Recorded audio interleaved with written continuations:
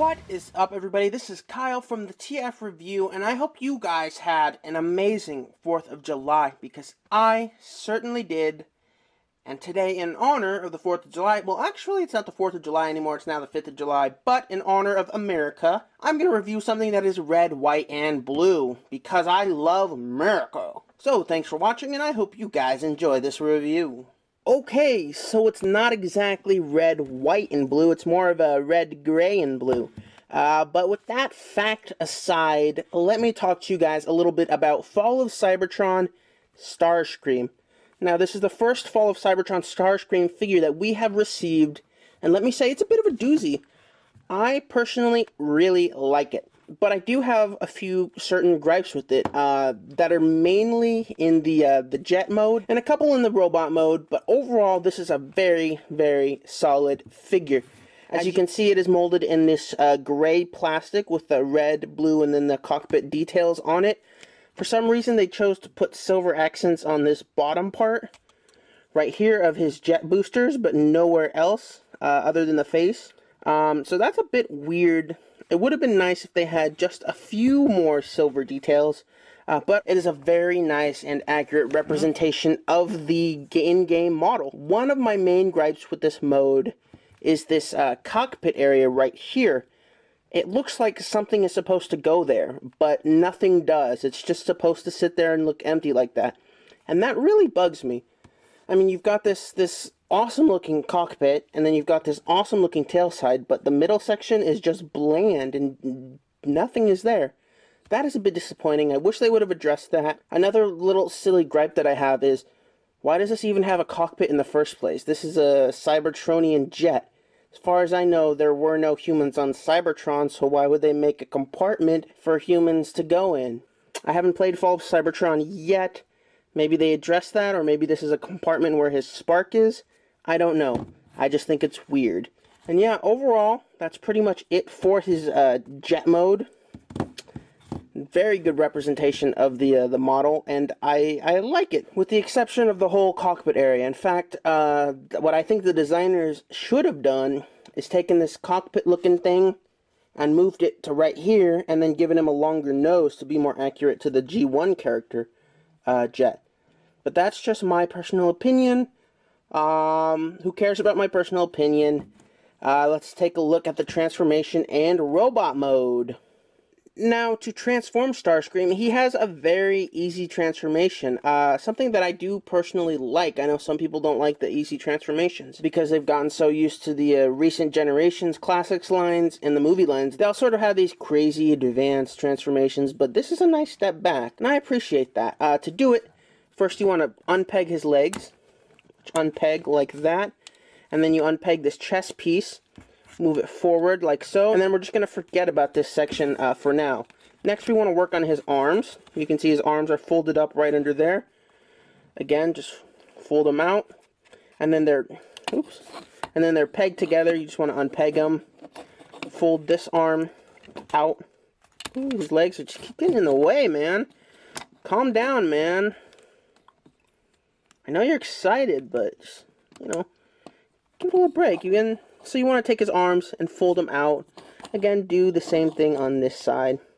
His arms just kind of fold out like that. The next thing we want to do is take this nose cone. Let me give me a little more light over here. Take this nose cone, fold it under, and his front end pegs in like that. Then we want to turn around. See this whole back area? There is a giant peg right there.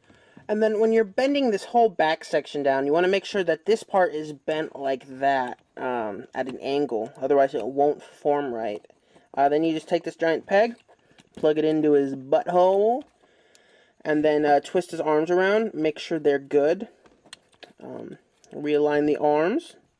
Again, I said that already. Twist the head around, and then lastly, you want to flip this little dark piece right here on the front forward to form his feet. And now we're done with the transformation. And now here we have Starscream in his robot mode. And let me say, any problem that I had with the vehicle mode completely gone. This is an absolutely gorgeous, gorgeous robot mode. All the details are there. The cockpit looks really nice, even though I don't like it being a cockpit. It just looks gorgeous. On the back, again, not a lot of detail. You've got this big, giant plastic backpack with this triangle-looking thing on top. But there's not much you can do about that. Again, lots of detail, lots of tiny pink accents, which you might not be able to see in the camera, but they are there and they are gorgeous. One of my favorite parts about this whole figure is this head sculpt. He has an absolutely gorgeous head sculpt with some of the best light piping I think I've ever seen. I mean, look at those eyes. Those are fierce fighting eyes. And now let me get in on his head a little bit and show you just this silver gorgeous looking face sculpt.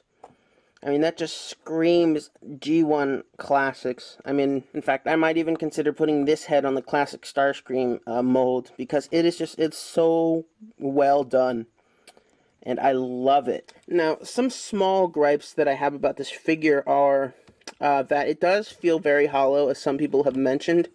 But what it lacks in, like, weight and plastic quality and all that nonsense, it definitely makes up in colorful paint detail. I mean, the amount of blue, the amount of red on it, it's a very satisfying looking figure.